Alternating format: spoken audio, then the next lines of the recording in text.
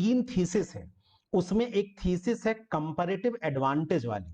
Comparative advantage मतलब क्या है कि इंग्लिश मीडियम के बच्चों को कंपैरेटिव एडवांटेज मिलता है, जिसमें इंग्लिश में पेपर बनाते हैं और उसका ट्रांसलेशन बहुत ही बुरा किया जाता है। ट्रांसलेशन इतना बुरा किया जाता है कि स्टील प्लांट की हिंदी लिख दी जाती है लोहे का पौधा। आप इमेजिन कीजिए, जहां कंपटीशन इतना कट थ्रोट हो, वहां पर आप कैसे निकल पाएंगे।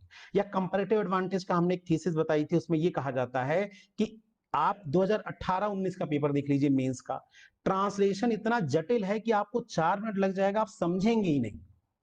तो जब समझेंगे नहीं तो जाहिर बात है कि वो डिसएडवांटेज हिंदी मीडियम क्रिएट करेगा। ये बात से मैं सहमत हूं नागिन जी, इसीलिए हमने कहा 3 स्टेक होल्डर है, तीनों को सुधार करना है।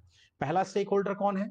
पहला स्टेक होल्डर हो गया स्टूडेंट, दूसरा कौन हो गया यूपीएससी, और तीसरा हो गया कौन? कोचिंग। तो मैंने अभी बताया, तीनों जब सुधार करेंगे तब जाके सुधार की दिशा कहीं ना कहीं क्या होगी? तय होगी। तो अभी मैं स्टूडेंट की बात कर रहा हूं कि वो कैसे अपने आप को ठीक करें। स्टूडेंट को अप्रोच के लेवल पे, एटीट्यूड के लेवल पे, पूर्वाग्रहों के लेवल पे और मानसिक स्तर पर अपनी की लड़ाई लड़ने के लेवल पे भी कहीं ना कहीं चीजें क्या होंगी? उन्हें ठीक करनी होंगी। और मैं कहूंगा हर स्टूडेंट राम से सीखे। मैं राम का एग्जाम्पल इसलिए दे रहा हूं कि राम पूरे हमारे सांस्कृतिक जीवन के आधार है और इस समय सारा समय राम में चल रहा है। राम से हम क्या सीखते हैं? पहली चीज जो राम से हम सीखते हैं कि साधन से बड़ा संकल्प होता है। आप इमेजिन कीजिए, राम जंगल में गए और उनकी पत्नी का किसी ने अपहरण कर लिया। जिसने अपहरण किया वो रावण महाशक्तिशाली, धन से, धान्य से, बल से, सेना से, सभी से। और राम के पास वो है और उनका भाई। पर राम के अंदर साधन नहीं है, संकल्प की शक्ति है। मुझे अपनी पत्नी को छुड़ाना, मिशन, जिसको मॉडर्न मैनेजमेंट में इसी को मिशन कहते हैं। उनके अंदर क्या था कि हमें अपनी पत्नी को छुड़ाना है, तब उन्होंने साधनों पर बल दिया, मित्रता की सुग्रीव से, या उन्होंने और प्रयास लोगों को जोड़ने में, लोगों को अपने एक लक्ष्य देने में किया। तो संकल्प की शक्ति जो होती है वो सबसे बड़ी होती है। राम हमें सिखाते हैं, वो चाहते, याद करिए, तो वो जिस एरिया छत्तीसगढ़ रायपुर में थे, वहां के नाना कौशल राज था ना, वो तो कौशल राज यानी उनकी माता कौशल्या के पिताजी का राज था। उन्होंने उनसे मदद नहीं ली, उन्होंने भारत से मदद नहीं ली, अपने भाई को नहीं बुला लिया कि तुम भी आओ लड़ाई लड़ने। उन्होंने किसी राजा जनक से, अपने ससुर से मदद नहीं ली। उनकी संकल्प की शक्ति इतनी थी कि साधन मिले या ना मिले, मैं अपनी लड़ाई पूरा करूंगा। ये पहली चीज हमें राम सिखाते हैं। दूसरी चीज सिखाते हैं राम हमें कि परिस्थितियां हमारे हाथ में नहीं होती, पर परिस्थितियों पर हम रिस्पॉन्स कैसे करेंगे ये हमारे हाथ में जरूर होता है। परिस्थितियां बिल्कुल प्रतिकूल है। राम का आप देखेंगे तो सब कुछ उनका, उनके अगेंस्ट, उनके पत्नी का अपहरण हो जाएगा, उनका भाई मरने, बाण लग जाएंगे, मरने के कगार पर हो जाएगा। बार बार उनको लगेगा कि राम की, उनकी सेना हार रही है। कई बार लगेगा कि वो कैसे सागर पार करके कैसे लंका तक पहुंचेंगे। उनके मन में ढेरों संशय है, ढेरों प्रश्न। लेकिन कहते हैं ना, परिस्थितियों कैसी हैं आपके हाथ में नहीं है, पर परिस्थितियों पर आप रिस्पॉन्ड कैसे करते हैं ये राम हमें सिखाते हैं, बिना व्याकुल हुए, बिना परेशान। और जब वो सिखाते हैं तो एक चीज याद रखिएगा, धैर्य सबसे बड़ा गुण है राम का। राम के पूरी कहानी में आप देखिए, वो विचलित कहीं नहीं, वो एंजाइटी के शिकार नहीं, वो परिस्थितियों को देख रहे हैं, उसका समाधान करने की सोच रहे हैं। इस धैर्य का परीक्षण 1972 में एक साइकोलॉजी में एक थ्योरी है, मार्श मिलो थ्योरी। कभी जाके यूट्यूब पे या गूगल पे सर्च किएगा, मार्श मिलो थ्योरी। स्टैनफोर्ड यूनिवर्सिटी के एक साइकोलॉजिस्ट मार्श ने टेस्ट किया था। उसने क्या किया, 6 से 8 साल के बच्चों को अलग अलग कमरों में बैठाया और उन कमरों में हर बच्चे को उसने ये कहा कि अगर ये टॉफी, तुम जो एक चॉकलेट है, अगर तुम 15 मिनट तक ना खाओ तो मैं तुम्हें 2 और दूंगा। और उसने कई बच्चों को अलग अलग कमरों में बैठाया और टेस्ट किया। उसने देखा केवल 7 बच्चे ऐसे थे जिन्होंने इंतजार किया, बाकी जितने भी बच्चे थे, 50-60 जितने भी थे, सबने टॉफी खा ली। उसके बाद वो 25 साल बाद, 90 के दशक के अंतिम में, फिर उन बच्चों को उसने खोजना शुरू किया, मार्स ने, कि वो बच्चे जिनका हमने परीक्षण किया था वो कहां हैं। देखा वो सातों बच्चे जिन्होंने इंतजार किया था कि अगली टॉफी मिलेगी, वो अपने जीवन में ऊंचाइयों पर पहुंच गए। लेकिन जिन लोगों ने हड़बड़ी की थी, वो अपने जीवन में सामान्य जीवन जी रहे हैं, कोई विशिष्ट जीवन नहीं जी रहे। यानी धैर्य सफलता का सबसे बड़ा गुण है, और हमारे अंदर अधीरता बहुत ही क्या है, ज्यादा है। तो राम हमें जो दूसरा गुण सिखाते हैं, वो धीर धैर्य का सिखाते हैं। और तीसरा गुण राम का क्या है? राम एक व्यक्ति नहीं है, गुण है। राम ज्ञान के प्रतीक है, और उनके साथ लक्ष्मण वैराग्य का प्रतीक है।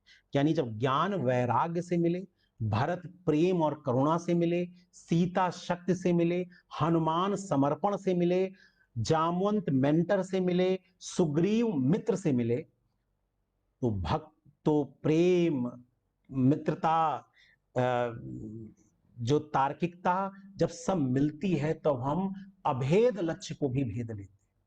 और राम और रावण में क्या अंतर है? रावण भी ज्ञान का प्रतीक है, पर उसके साथ मेघनाद यानी वासना है, कुंभकर्ण यानी आलस्य है, यातिके यानी हिंसा है।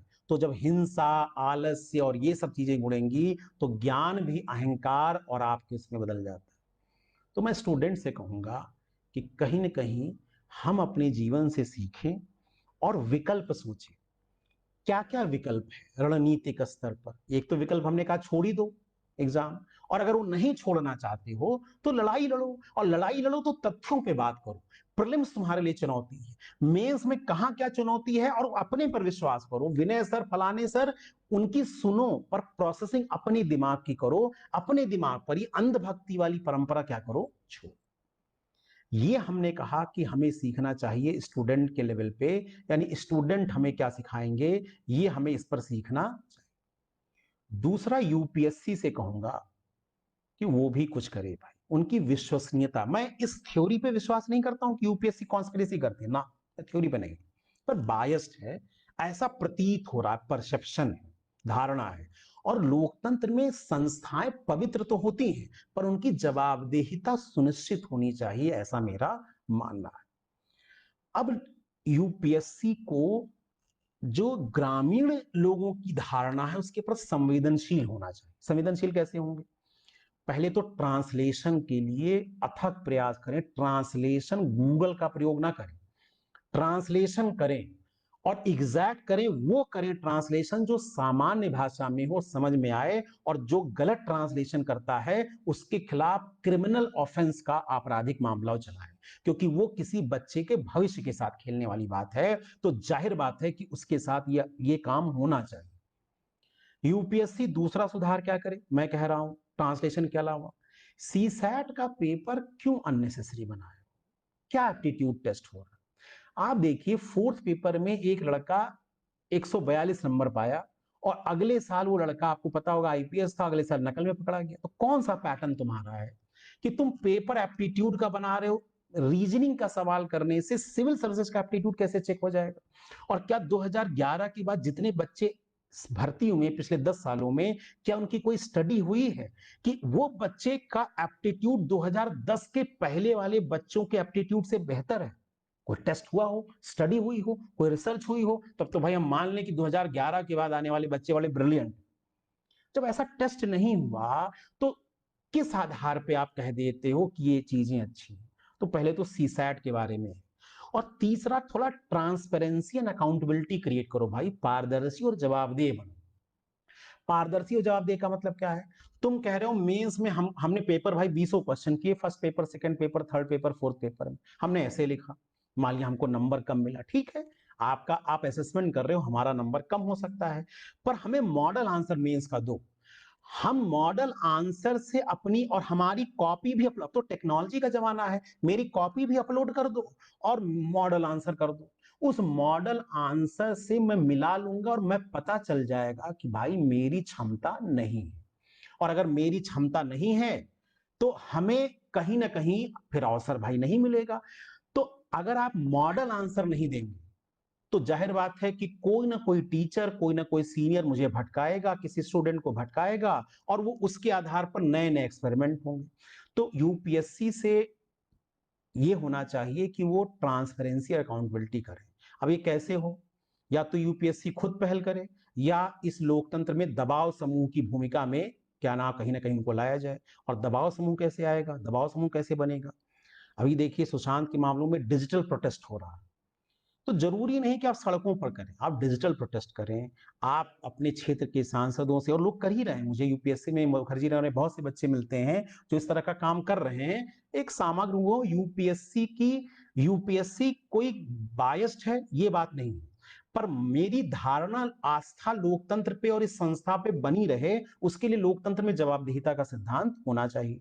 और अगर होना चाहिए तो मैं कहूंगा कि इसके लिए प्रयास हो, इंडिविजुअल और कलेक्टिवली सब तरह से प्रयास हो कि इस तरह के सुधार यूपीएससी करे और अपनी विश्वसनीयता को साबित करे। और तीसरा इसमें स्टेक होल्डर कोचिंग वाले हमारे जैसे लोग, मेरी अपने से